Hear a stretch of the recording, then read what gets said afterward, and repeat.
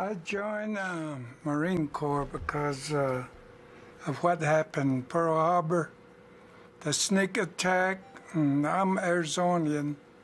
They sunk USS battleship Arizona and two other ships, I think Missouri and forget the other one, Oklahoma. And the way the Japanese came Sunday morning when people were in churches, that kind of teed me off. And as the days went, I was only 15 then, 14. Somewhere I wanted to join Marine Corps right away because I've seen Marines on the movies, what they've been doing. And of course I had the knowledge of the war going on in Europe too, but the sneak attack was the one that really got to me. And I wanted to be a pilot for the Marine Corps, so I joined them. Two of us, two other people joined. One of them is a tribal judge that passed away not too long ago. And the other one is Dr. Bilson, the late president of the Code Talker Association. Those two were my buddies, and when they were going and I went with them, they were accepted. I was denied on account of my age. But after I walked outside, I came back inside and told the recruiter I made a mistake about my birth year. So he let me change it, and but he said he would let me finish the 11th grade. So I did after school out. All three of us, we went down to San Diego at the boot camp, which they said was pretty tough, but it wasn't. The only tough thing about the boot camp was drill sergeant made me dry shave in front of the platoon. That was the tough part of it. Otherwise, it was pretty good. When we finished boot camp, we take tests and we are given chance to do how we can serve. So I signed up for Air Wing. I passed the aptitude tests, but they came back, told me I had no diploma. So that denied me the chance. And the next thing I wanted to do was do real damage to the Japanese. So I chose artillery. And by that time they were working on it. One of them came back and asked me if I was Navajo. I said, yes, sir, I said. And then he said, get your seat back, we have a job for you. And I got in the Jeep and he took me to Camp Pendleton. I didn't have a choice anymore after that. So that was where I found a whole bunch of Indians in one barracks. And that was the Navajo code training school that they were going to have there. And as the days went along, then we were starting to train the Navajo code.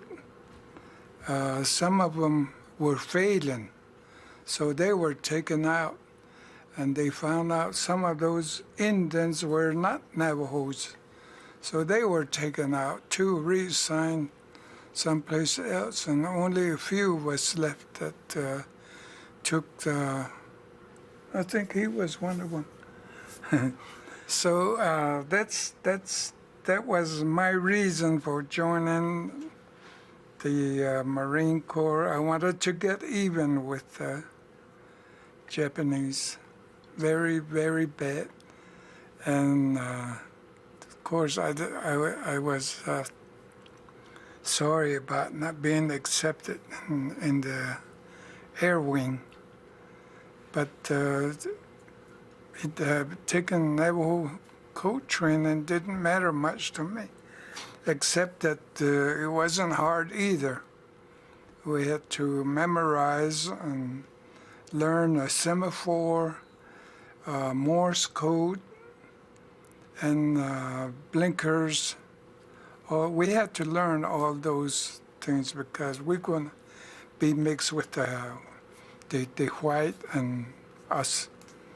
I was doing all that. Plus, when I had to do the Navajo code, and the Navajo, which was to my opinion, it was a magnificent piece of work because I learned how to use the machine in decipher messages, which took a long time. But doing the Navajo code was a quick thing and I was in charge of the Navajo code talkers with the 4th Marine Division. I just think that must have been on account of the evaluation from the tests that we were given before we were chosen to go with the 4th Marine Division, and I was placed with the general right next door to G2 and the general, and that's where all things went wild because Raider Battalion come by and Smith, you go with them. That was my job, and some other people. Something's not going right up front. Some Marines in the group coming by, and I'm Smith. You go with them. That was the way I was volunteered. I had a lot of close shaves on Iwo Jima, but I was disappointed too. It wasn't a rough-looking island anymore because I think they did some grading on that island, and the Mount Suribachi didn't look so rough this time. It was just smooth, and the ceremony that we had kind of bothered me because that's the first time that I had attended a ceremony with the Japanese on the other side and us on this side. And it bothered me. There was one Japanese carrying a machine gun there. That bothered me a lot. But I got over it as we had our lunch there, and then after all the talks, I didn't understand what they were saying, but I know what our side said for the ceremony, and so that I'm kind of getting over my attitude towards the Japanese, and I figure this will heal my nightmares and all those things that I have suffered. I have a broken toe, the big toe, because I've had nightmares, and good thing I was laying away from my wife. I hit the wall and bust my big toe. I went to the hospital. They told me I'm too old to fix. Let it be the way it is. So that is. I'm glad to be here and sharing with you my story, and I'm going to thank you all right away for the chow. Naturally, I'm very proud of my son. He's an outstanding Marine himself with the All-Indian Platoon, 1982, 1. Yeah, he brought home to our Navajo Nation parade in the fall, and the whole Marine Corps followed him, followed that Indian platoon. They brought their white horses.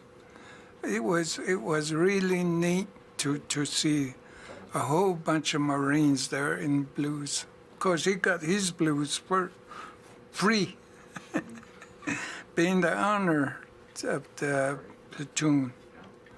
So I'm proud of him, and he's a lot of help to the group that is making the tour. The first batch in October, Guam, Saipan, Tinian, he was a lot of help. Right now he is too, so I'm glad to. And also, I never talked like this to my children, but he's learning what I did, and hopefully he will tell his brothers and sisters someday. Indians don't talk about wars, and I found out that the white people don't either. They don't talk about wars. I've got this info from other people that I have met on the trips anywhere. 4th Marine Division was called the Fighting Division, Fightiness Division. And we did Marshall Islands first, and then Saipan and Tinian, and later Iwo Jima. We were based on Maui Island in the Honolulu group. So since I'm a volunteer, at that short period, 2 years, 9 months is all I served. I had enough points, enough battles to get out VJ Day. And October 3rd, 1945 was when I was sailed back to San Diego. I came in second day with the signal, part of the signal company, the men, to set up command posts and be near the G2. G2 is the people that plays with the packs. Regiments, 3 regiments and 1 division. They're the one that move the packs and make the troop movements or make requests for additional troops and all that. And where I hit the beach, I don't know where it was. But as soon as we got on the land, there was some buildings. And they said that was the banks. And I believed it because there was money all over on the ground, yens, Japanese yens, which was no good to us. So, and then there was, looked like had been a drugstore that was there. That's where we set up. Of course, we have to be looking for snipers, but we set up the communication center right there, and I noticed that next morning there was a Banzai attack that they had made by the Japanese. They were picked off real quick. They'd done that 3 times, and then everything went quiet. So, and then I found, looking around, I found some Navajos, that code talkers. They came on over, and I don't remember which one it was that butchered a goat. So we had feast there. That was about the 4th day, and things were getting quite down. And we had feast on the mutton. We hadn't tasted mutton for a long time, so we helped ourselves to it. That's about all I remember till we left, pick up and leave. I didn't get to see the general there. I don't know where he was, I didn't ask, but the other communication people were there, and I didn't make any trips to the forward echelon. Usually I do, like on Saipan, I did. At one time they said all the communication system was knocked out, so I had to carry a message on foot. And they told me where the CP position was, but it wasn't there. I had to look around to find it. But not here, not on Tinian. I didn't do much, except when requests, I would receive a message or send a message. I don't remember the contents of the messages. They were all important messages, I know. But it got to the end, and that's about all I can tell you. With this one, I didn't do much. I was only getting $50 a month. That was combat pay, right? Being young and knowing that you're in the war, you don't feel those things. You're not sorry about being tired or anything. You're never tired, and you don't care to sleep for nights till you're given the opportunity to, usually from your partner on a radio set. He can say, go ahead, sleep a little bit. So you take turns, sleep a little bit. 30 minutes, that's enough to go another 2 or 3 nights. That's the way it is, being young and knowing that you're in the combat and you want to do things to save your life. Right, so your physical health was good, and as you recall, your mental health was okay despite what you had seen over there. Yeah, everything was okay till you get out of it. When you really relax, and is far from the battlefield. Yeah, that's the way it was with me. I don't know about these other two. I think they were the same way. Because we came here to fight, and I don't know, we fought a weak army. I don't believe these things. When I read them, they have the pictures in there, the explanation on these things. I don't care for it. Because I know I've been there. On the other books, maybe they're the same way. I was with the general. I was next door to the general, and the general, I thought there was a safe place to be with the general, but it wasn't. Because when we hit the beach here, the general wanted to come in right away, and we came in about 3rd wave with me as being part of the guard to the general also, plus my own work as a warrior, plus doing the Navajo code. But the first 2 or 3 days, we didn't have to use the code to send messages, as I figured that everything was prepared to go so long. The plan was made to go so long, and The only thing I did here was to send change the password. I sent that out to all the units, the regiments, and I imagine they pass it on to the battalions.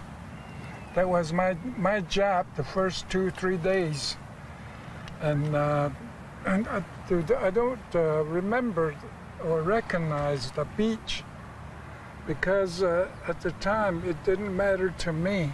All that mattered was to get on the beach and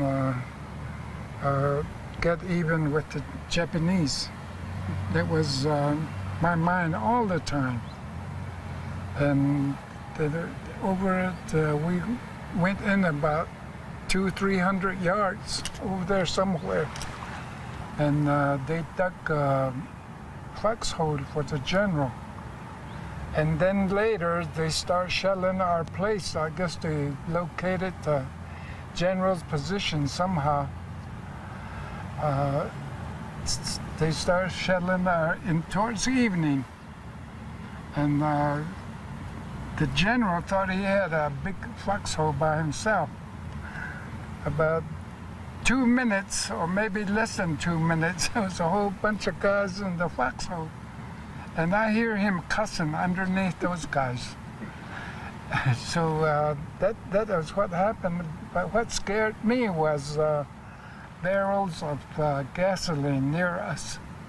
And I was just hoping real hard that they won't hit the gas. That would have just swept us off. Or if they should happen to explode, ignite. And so that was my part, hitting the beach. And I barely remember.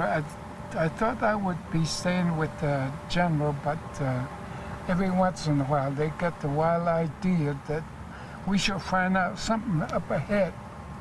So I was always one of them that go up ahead with my radio, but I never carried a radio.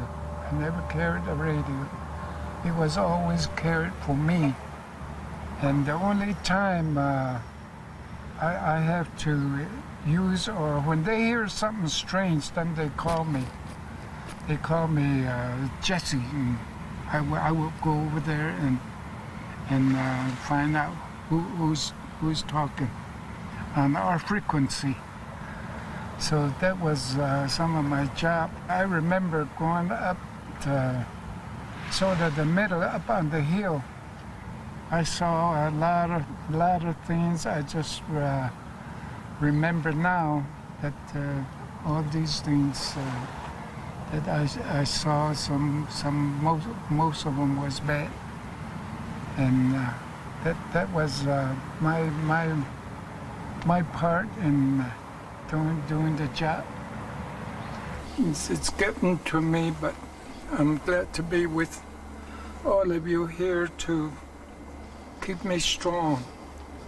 I love all of you here, and I'm thankful that my son came along with me to do that for me too. So it's a blessing to be among you and treat me the way you are. I thank you for that very much. Well, making that trip going back, I wasn't never ever going to go back. But since it was for education, then I decided that I would make the trip go back over there and see how it comes out. And since we're going to leave it behind us for the future generation. And when I went back to these islands, when I got on the island, met the people, they looked like us.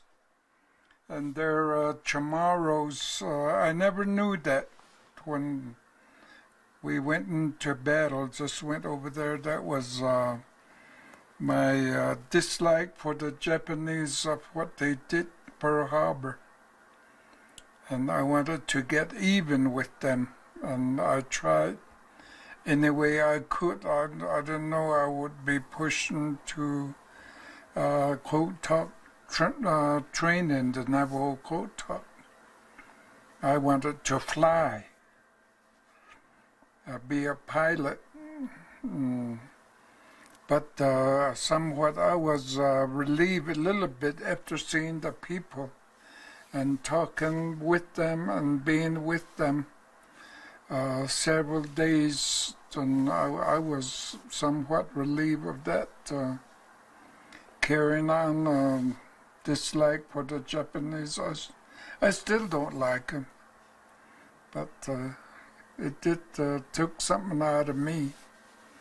And the most was to defend my land, as we, the Navajo natives, we say that Mother Earth is our land. So that was something that I had to defend. That was the reason why I went in. And I chose the Marine Corps as I have seen a lot of newsreel that they were the toughest group, and they were. But some other armed forces copy some of their training to call Army Ranger, paratroopers, all that. But the Marine is still the best, and I'm one. And once a Marine, always a Marine. My son is a good Marine himself, and I'm proud of him very, very much. And I'm glad that he was the one that went with me on those trips. So I don't know what he got out of it, but I'm glad he was the one that went. And if I didn't, he would be the one to pass on my experience, because he hurt me on the interviews, most of the interviews, and he know what I did. Has it become easier for you to tell the stories of the war because you've been back over there? It's our tradition as a Navajo not to talk about your wars, but educational wise, I'm glad to share it with them. Maybe from the movie, or maybe from my son. I should not talk about it, how we use the language. It's sacred, and but the tradition at the time, and hopefully it will continue, is that when I came home, told my mother I was drafted, and right away she somehow sent word to my grandpa, and my grandpa came to do the ceremony before I went, like they do everybody that goes in the service, going to war. So that was what happened, and when my grandpa came, he felt my arm when he was going to do the ceremony, and he said, "Grandson, you're still a punk. You're not old enough to go to war." He said.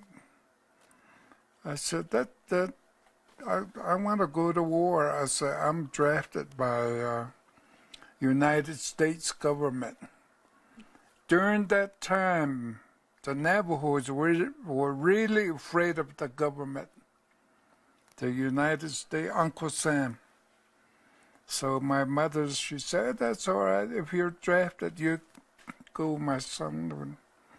So she got my grandpa to do the ceremony on me, and then I told my grandpa the same thing. He said, okay. He said, well, I'll make you a warrior, he said, so you can fight the Japanese.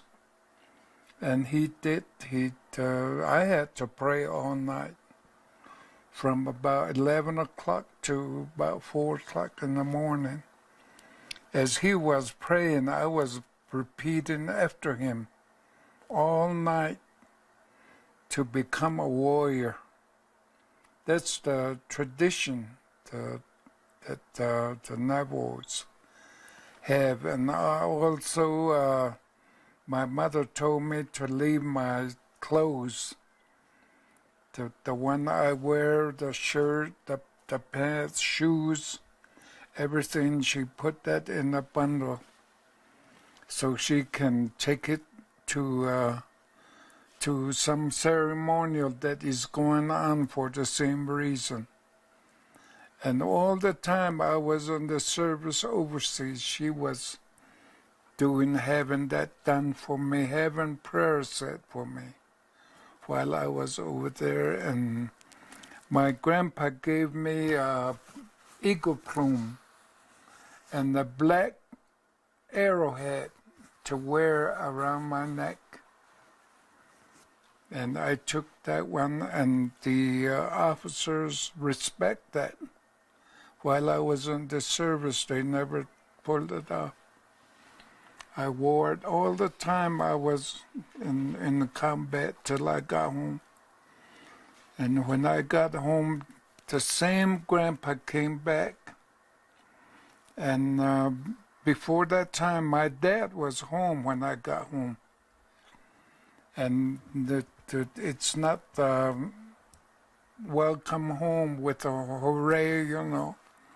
All that. My dad stopped all my relatives, my brothers and sisters. He said, wait. And he took out a corn piling bag and took me inside the hookah all the way around and took me back out. And he prayed, he did some prayer for me outside. And then he said, now go inside, shake a hand. That's the tradition. That's the way to do it.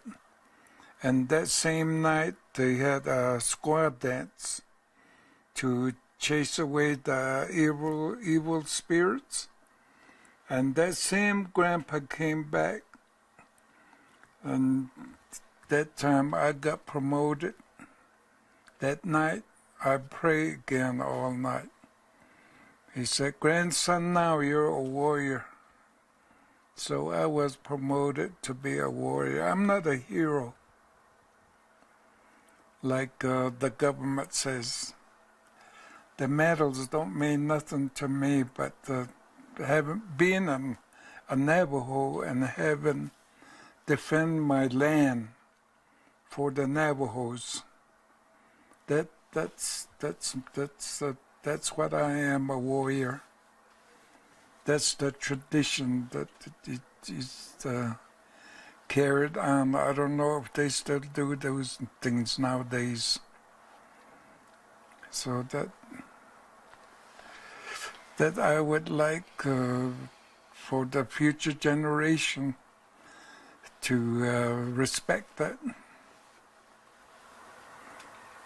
This battered and bruised Marine, after seeing all that death and destruction, comes back, and it was your culture that made it possible for you to what can I say, get rid of the demons of war. It's so your culture, very, very important as far as coping with what you had seen on the battlefield.